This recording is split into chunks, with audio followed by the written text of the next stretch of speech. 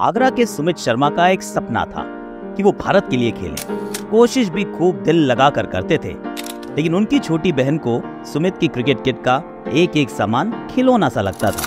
कभी हेलमेट पहनकर घर में घूमने लगती, कभी ग्लव्स पहन लेती, लेकिन उस नन्ही सी लड़की को बिल्कुल अंदाजा नहीं था कि ये खिलौने एक दिन उसका जीवन बन जाएंगे।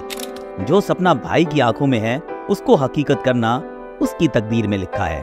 अब तक अगर नहीं समझे हो तो बता दूं कि बात भारतीय क्रिकेट की सुपरस्टार दीप्ति शर्मा की हो रही है। दीप्ति के भाई सुमित शर्मा को क्रिकेट पसंद थी और क्रिकेटर बनना चाहते थे। इस संक्षेप में कहूं तो कुछ हद कामयाब भी हुए। उत्तर प्रदेश के लिए अंडर 19 और अंडर 22 स्तर तक क्रिकेट भी खेला। उनकी क्रिकेट के प्रति दीवानगी ने ही दीप्ति के मन में क्रिकेट के प्रति रोमांच पैदा किया। ऐसे ही एक दिन दीप्ति भाई के साथ उनका मैच देखने गई हुई थी। मैच चालू था तो जिस तरफ दीप्ति बैठी थी, बॉल उसी तरफ आ गई। दीप्ति ने बाउंड्री से बॉल उठाकर विकेट कीपर की तरफ फेंक दी, जो सीधा जाकर लगी स्टंप्स को। मैदान में बैठे सभी लोग थोड़े अचंभित हो गए। अचंभित होने वालों में पूर्व भारतीय क्रिकेटर हेमलता काला भी थी। उन्होंने तुरंत सुमित को बुलाकर पूछा, भाई ये लड़का कौन है? सुमित ने बताया कि छोटे बालों वाला ये बच्चा लड़का नहीं लड़की है और मेरी छोटी बहन है। बस फिर क्या था, हेमलता ने भविष्यवाणी कर दी कि इसको क्रिकेट खिलाओ, ये एक दिन देश के लिए खेलेगी। हेमलता जी के कहने पर जब दीप्ति ने खेलना शुरू किया तो उन्हें भारतीय महिला क्रिकेट की दोनों सुपरस्टार मिताली राज और झूलन गोस्वामी की तरह ही बनना था। इसलिए दीप्ति ने ऑलराउंडर बनने का निर्णय लिया। इधर उनके भाई सुमित क्रिकेट छोड़कर MBA की पढ़ाई करके गाजियाबाद में नौकरी करने आ गए थे। दीप्ति के पहले कोच उनके भाई सुमित ही थे और जब सुमित उनसे दूर चले गए तो दीप्ति का करियर थमने लगा था। ऐसे में सुमित ने एक साहसिक निर्णय लिया और जॉब छोड़कर खुद को बहन के पीछे झोंक दिया। बल्लेबाजी तो निखरने लगी थी, लेकिन तेज गेंदबाजी में धार अभी भी नहीं आ रही थी। एज ग्रुप ट्रायल्स में रिजेक्शन ने दोबारा सोचने पर मजबूर किया तो दीप्ति ने पेस छोड़ स्पिन गेंदबाजी का दामन थाम लिया।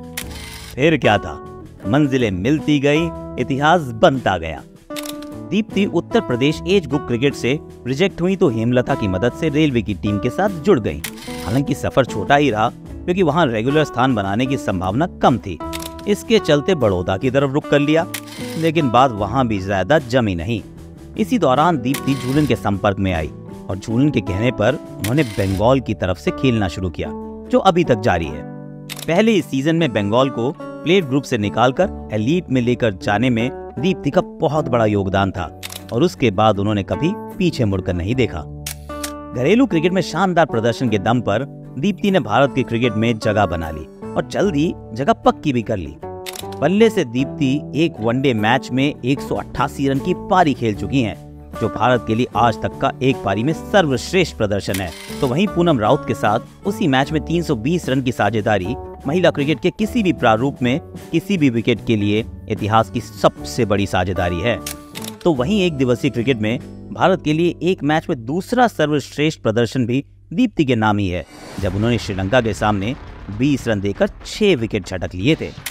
उत्तर प्रदेश की मूल निवासी दीप्ति ने विमेंस T20 लीग के पहले सीजन में यूपी वॉरियर्स का प्रतिनिधित्व किया।